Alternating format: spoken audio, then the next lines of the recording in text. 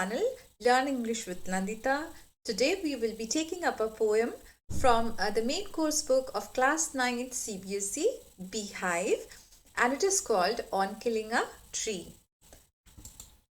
On Killing a Tree has been written by a very famous Indo-English writer. Indo-English writer means someone who has been born in India but writes in English, Gieve Patel.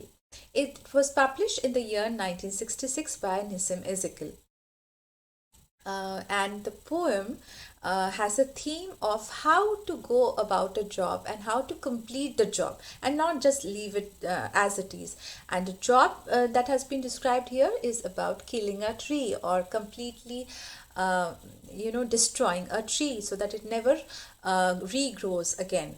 So that is the theme of the poem. We will be reading the poem stanza wise, and as we do so, I'll be explaining word meanings, figures of speech or literary devices, right? So let's dive into the poem On Killing a Tree by Gieve Patel, stanza 1.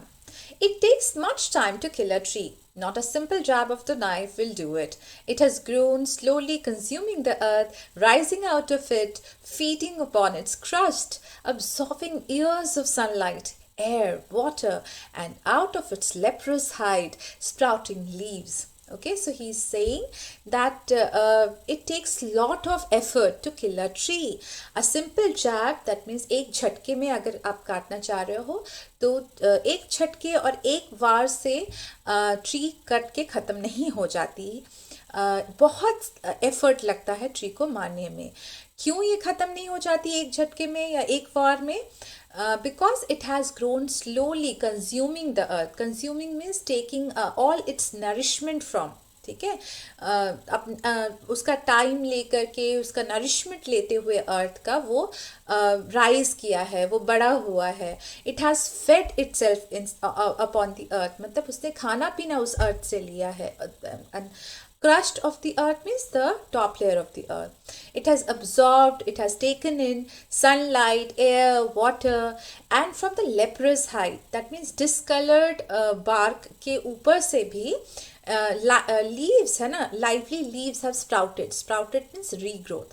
मतलब अगर कहीं पर कोई जैब लग भी गया हो, कहीं कोई नुकसान हो भी गया हो, वहाँ पर discolored हो गया होगा वो bark, but फिर से it will sprout. Sprout मतलब it will regrow, it will come out. Okay, so that's how the trees are. In stanza 2, let's read through it. So hack and chop, but this alone won't do it. Not so much pain will do it. The bleeding bark will heal, and from close to the ground will rise curled green twigs, miniature boughs, which if unchecked will expand again to former size. So he had said that one single jab, one single hit with a knife is not going to kill a tree. So in the second stanza, what he is saying, that you can do one thing, you can keep hacking and chopping and hacking and chopping. Chopping means cutting in very small pieces, छोटे छोटे हिस्से में काटना, और hack मतलब बहुत cruelty के साथ वायलेंटली काटना, मतलब बिना सोचे समझे आप सिर्फ काटे जा रहे हो. So you keep doing that, you keep hacking and chopping and hacking and chopping, but even that he is saying is not going to kill the tree because the bleeding bark. Okay, now here you can see the poet is actually creating empathy inside the reader's mind by equating the tree with human beings. We bleed because we have blood in our veins, right? Trees don't have blood in their veins, but he is saying the bark are bleeding. Okay, so he is creating an imagery, and he is creating a metaphor out of that imagery and equating human beings to the trees.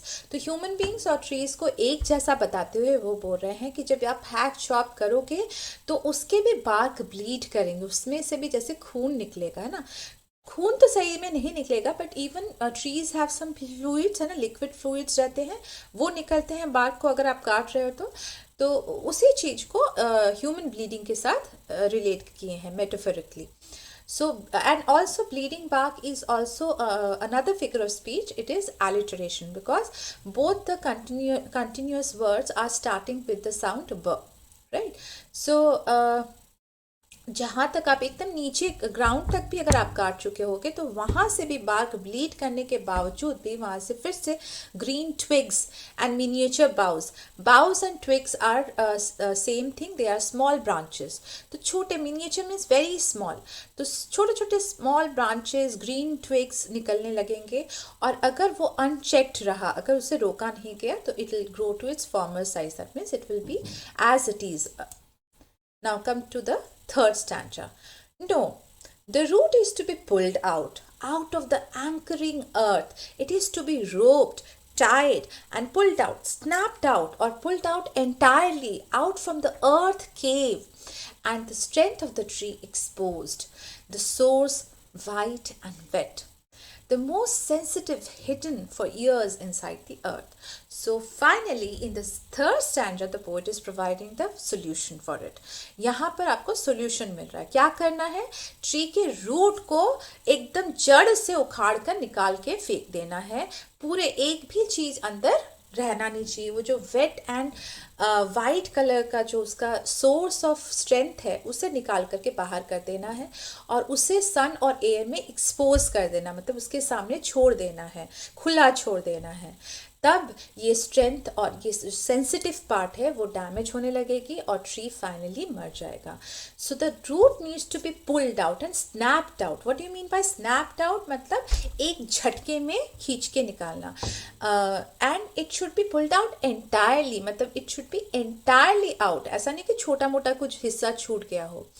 And you can see here there are images made like anchoring earth cave. Again such images are equating us to the trees and the tree world. ठीक है, हम human beings को tree world के साथ equate करते हुए poet क्या बोल रहे हैं कि अर्थ केव में वो ट्री का रूट घुसा हुआ है। जैसे हमें एक शेल्टर या केव चाहिए होता है, ठीक वैसे ही रूट को अर्थ के केव ने शेल्टर दे रखा है, एंकर कर रखा है। Now anchor is again an imagery. Anchoring is basically providing support to a ship which has just been harbour. तो जब वो हार्बर में पहुंचता है तो शिप को रोक के रखने के लिए, ताकि वो आए दाएं इधर उधर होकर के पानी में फिर से वापस ना चला जाए, एक एंकर के साथ उसे अटैच करके रखा जाता है। ठीक वैसे ही एंकर के साथ अटैच है, और वो एंकर कौन सा है? अर्थ है। और वो कौन सा part of the tree anchored है? ट्री का रूट। इसे आपको निकाल करके एक्सपोज कर देना। कहाँ पर एक्सपोज करना है? आपको सन एयर में उसको एक्सपोज कर देना है। Now in the final stanza, then the matter of scorching and choking in sun and air, browning, hardening, twisting, withering, and then it is done. What is done? The killing of tree is over. Okay, so उसके बाद जब आप root को बाहर निकाल दिए हो तो पहले तो वो वाइट एंड वेटी रहता है ना, मतलब वो गीला है, वाइट है, क्योंकि इतने दिनों से सन के नीचे नहीं आया है। बट जब उसको बाहर निकाल दिया, it will start scorching. What do you mean by scorching? That means getting dried and burnt by the sun rays, right? So and choking means when you can't take breath. ठीक है, जब आपका सांस घुटने लगता है। सो ये एकदम ड्राई होकर के जलने लगेगा सन रेज के अंडर में, और चोक होने लगेगा सन और एयर की वजह से। इट विल गेट ब्राउन, है ना, it will no more be white and wetty, but it will be dry and brown. It will harden and it will start twisting. तो इसका जो actual original shape था वो twist होने लगेगा, है ना, मुड़ने लगेगा।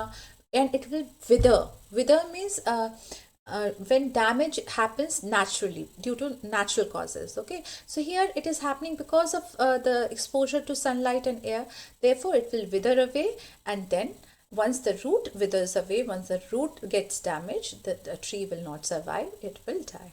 So basically the poet is trying to indirectly procure in our hearts, in readers' hearts, sympathy towards trees. ठीक है, कि किस तरह से हम लोग बेझिझक खाली काटते रहते हैं ट्रीज़ को, और फिर जब काट के ख़त्म नहीं कर पाते हैं तो उनके रूट्स को भी निकाल देते हैं, और हम सोचते भी नहीं हैं कि किस तरह से वो रूट एंकर्ड था, केव्ड था अर्थ के अंदर, और अब वो बाहर निकल के एक्सपोज हो रहा है, चोक्ड हो रहा है, उसकी सांसें रुक जा रही, स्कॉच हो रहा है, वो जल जा रहा है, विदर हो रहा है, right? And this creates empathy in the readers. So with this final stanza, he's actually providing the final solution that once the root is damaged, once the root is dead, you can not regrow that same tree. The tree will not survive. So that is the final part of this poem. As I have already told you that on killing a tree is basically comes under the theme of how to complete the job of killing a tree, and how a half done job is not good, and a job once taken should be completed fully. So for finishing a tree, we need to uproot the tree, and not just cut its limb and parts alone, but we have to uproot, मतलब root को बिल्कुल खींच के बाहर निकाल देना है. इस poem से the poet is trying to equate human beings to the trees, and he is sensitizing us about the trees, equating us to the trees, and he is trying to generate empathy towards the world of trees, right?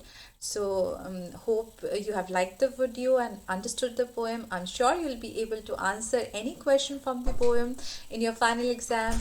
Do like and subscribe. Keep exploring, keep learning. Thank you.